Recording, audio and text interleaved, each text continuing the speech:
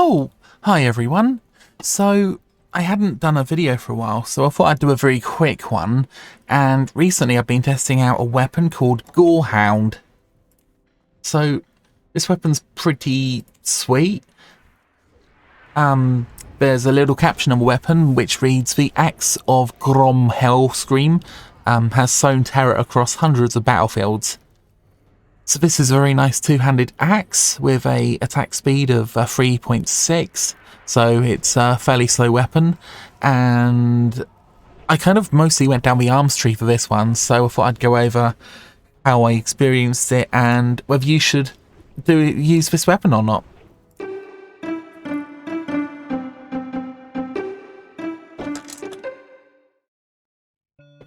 Okay, so let's have a little look at the stats on this weapon. So, roughly speaking, it's about 120 damage per second, 49 strength, 43 agility, 51 stamina, and I've gone for savagery on this.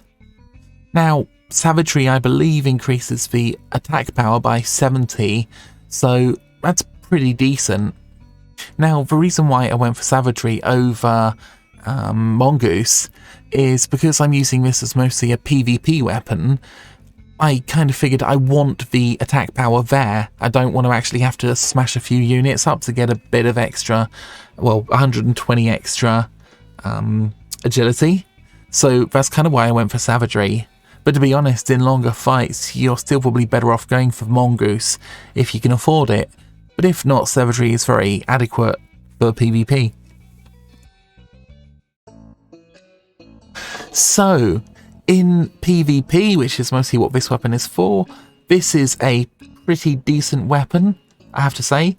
I quite enjoy using it a lot, and it really depends on your playstyle. You see, the trick to being a good PvP warrior in any battleground is to basically team up with other people and to overpower the enemy and to kill them with superior numbers. And I think this is the same with any class, but it's especially true with warrior. Now, the good thing about this weapon, of course, is the really high damage. I went for a bit of an interesting build with this weapon, and I don't think it was the strongest build.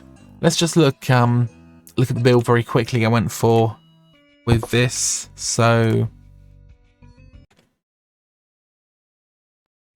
okay, let's get rid of that image. And here's the build.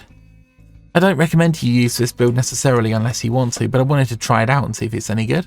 So in the arms tree, I basically went down with sort of a fairly standard layout. I went 1 point in improved charge, simply because when I charge, that just gives me a little bit of extra rage. Obviously went for 5 points in two-handed weapon specialization, and went for poleaxe specialization, which apparently is the weakest of the three.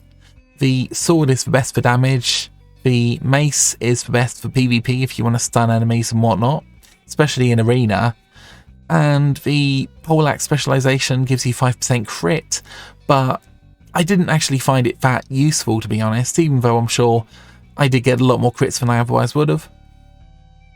I went for the improved intercept just because this is a really nice quality of life talent for me. You can get around a lot more quickly, especially in PvP. And of course I went for Mortal Strike, which basically does the weapon damage plus 85. So with a slow-handed weapon, or with a slow weapon, rather, with a high amount of damage, it's always worth going for Mortal Strike, especially in PvP because it reduces the healing by 50%. So if you're trying to kill, like, for example, a priest or something, then reducing their ability to heal by 50% is very powerful. So very, very nice for PvP, obviously. And I've also got 30 points in the Fury tree. Now, I did something a bit unusual here. I went all the way down in Fury to Flurry. My theory was, because I've got such a high crit rate, if I go for Flurry, I'm going to have a lot of uptime on that Flurry, and indeed I do. So at the moment, if you look, I've got around about 30% crit chance, and if I go for my regular trinket, which is this one, that goes up to 30.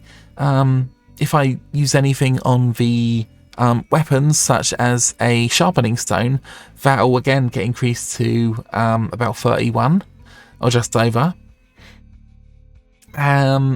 So yeah, really high crit chance. That's why I kind of figured that crit might be cool. Other than that, there's not really that much. So how was it? Well, in PvP, it's quite a lot of fun. Like I say, as long as you can group up on the enemy, then it's pretty outstanding. But I was kind of slightly disappointed, to be honest, because in Classic, obviously, warriors were incredibly powerful, and even though this is still a very powerful weapon and the build worked pretty well, I think I still prefer Fury. Now, of course, I could spec between Fury and Arms, but actually I end up spending so much money. I've probably spent 500 gold, actually probably more than that, just respecking, and it's quite nice just to stick with one build as long as possible. So I would still say, personally, going for your standard Fury build is still going to be one of the strongest options. If you guys are interested, I currently have the Dragon Maul, which is probably best for Fury Warriors, and the Emerald Ripper at the moment. I believe there are better offhand weapons, but the Emerald Ripper is pretty decent, and you've got 36 attack power. I've got Mongoose on both. What I found in Karazhan was, even when I don't have the correct talents, still going for Dragon Maul and Emerald Ripper did significantly more damage than the Gorehowl, which is kind of disappointing, to be honest. And that's even with all my well, that's all with my damage armor on. As you can kind of see, I'm 6 on the damage meter, just above the tanks, and ordinarily with Fury I would be a bit better than 6. Anyway, that's kind of covering most of what I want to cover, I guess. Was it worth it? Yeah, I think it was worth it just to experiment with an interesting build, but would I recommend it? Probably not. Probably stick with Fury, although if you're really into PvP, this isn't a bad build, but maybe you should just go for the standard arms build, to be honest. I'm sure you can look that up, or if you like, I could look that up now for you guys, but I won't. Actually, I won't bother with the looking up. It's kind of late here. I just wanted to put a video out, to be honest. How are you guys doing? Hope you're doing well. I will speak to you guys soon.